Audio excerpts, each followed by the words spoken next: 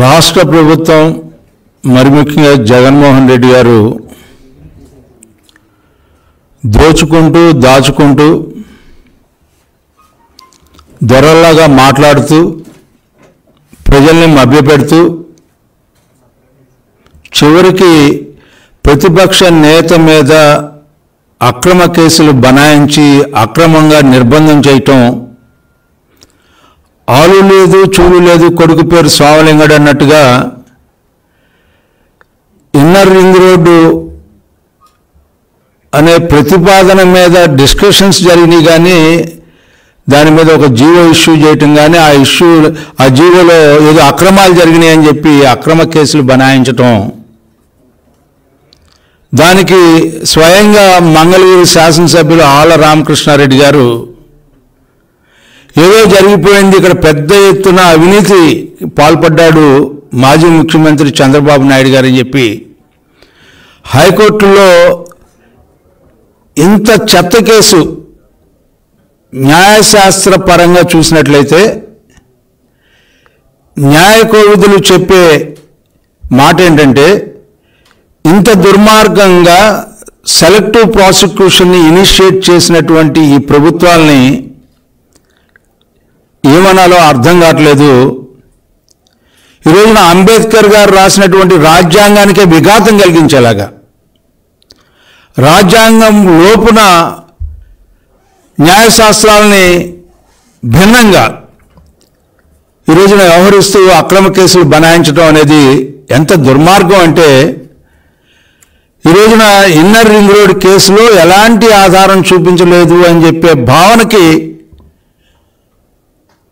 న్యాయస్థానాలు వచ్చినాయి అంటే, మీరు అసలు ఏమి ఆలోచించి ఇలాంటి కేసులు పెడతా ఉన్నారు, దేనికి పెడతా ఉన్నారు అంటే, ఈ రోజున మీ నాయనే నిరూపించలేకపోయాడు ఎన్నో కమిషన్లు వేసి, ఎక్కడ కూడా అవినీతి మచ్చ అనేది అంటకుండా బయటకు వచ్చినటువంటి వ్యక్తి 15 సంవత్సరాలు ముఖ్యమంత్రిగా చేసి 15 సంవత్సరాల పైగా ప్రతిపక్ష నేతని ఈ రోజున మీరు ప్రజల్లో నమ్మించాలి, ప్రజల్లో ఏదో జరుగుతుందని చెప్పి భ్రమ కల్పించాలని చెప్పే ప్రయత్నం ఇంతకంటే దుర్మార్గం ఏముంటుందండి?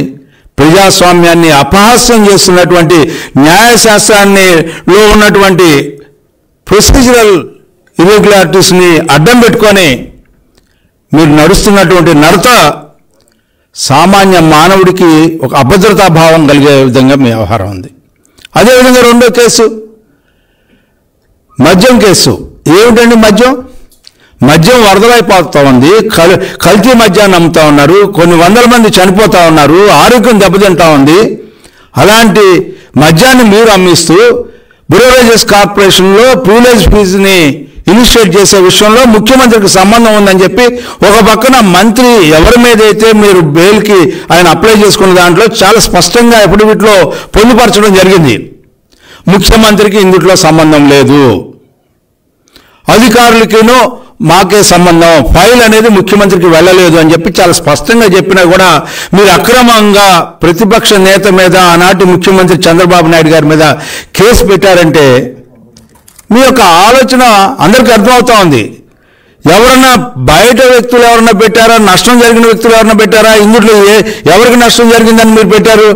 ప్రభుత్వానికి నష్టం జరిగిందా?